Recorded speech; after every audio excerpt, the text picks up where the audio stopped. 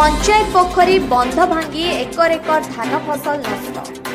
गजपति जिला गुम्मा ब्लॉक उखुरा ग्राम पंचायत अधीन लातुरगढ़ ग्राम रे ग्राम पंचायत पोखरी बंध भांगी जिबारु एकर एकर धान फसल नष्ट होइजिबा देखिबाकू मिलिछि। लातुरगढ़ grammar पिलिय Gamang Eliakim Gamang Josiah रायत चिकनिय गमांग और आसिम भूया धान जमी माटी और बाली रे पोती होई धान फसल नष्ट होइथिबा देखिबाकू मिलिछि।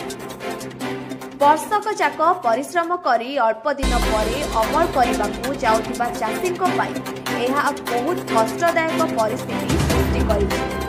वर्षकर खाद्य शस्य नष्ट होई जाइथिबा जोगु क्षयक्षति आकलन करी क्षतिपूरण देबा पई चाषी माने प्रशासन को अनुरोध करिसेंति। राजस्व निरीक्षक और तहसीलदार को ए संपर्क में पचारिबारु परिदर्शन करी क्षयक्षति आकलन करा जाई क्षतिपूरण करा जिवो बोली कहिसेंति। गजपति जिला गुम्मा ब्लॉक को नीरज कुमार षडंगी को रिपोर्ट ओडिशा न्यूज एक्सप्रेस।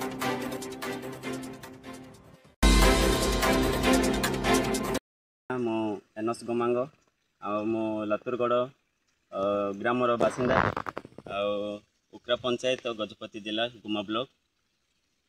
आज्ञा काली दिन रे प्रभु काली दिन रे आम ए गोटे समस्या पड़ी सेटा हूँ गोटे पोखरी यहीपरी बड़ पोखरी गोटे थिला आउ से पानी भर्ती पानी सहित बंध भांगी गला आउ एपटे जो बिल रही अच्छी 4-5 एकर सेटा 2-3 जनकर सेटा बहुत क्षति होती माटी बाले पुणी पानी सहित आम वर्षे जो चाष करुचु बहुत परिश्रम करुचु सरकार मध्य ऋण बाड़ी करिकी आम जो चाषी चाष करूँ से बिल रे बहुत परिश्रम करी किछि पाइबा निमंते एले क्षति हो जाइछि। सेतिपई सरकार हमको अनुरोध करुचु सरकार हमको किछि सहाय्य कले आम चिरकृत हेबु।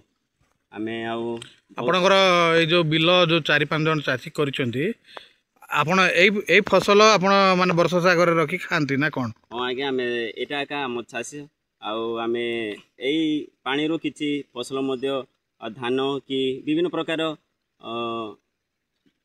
फल माने फड़ एपरि टमाटो बैंगन एपरि चाष करतिलु किंतु एबे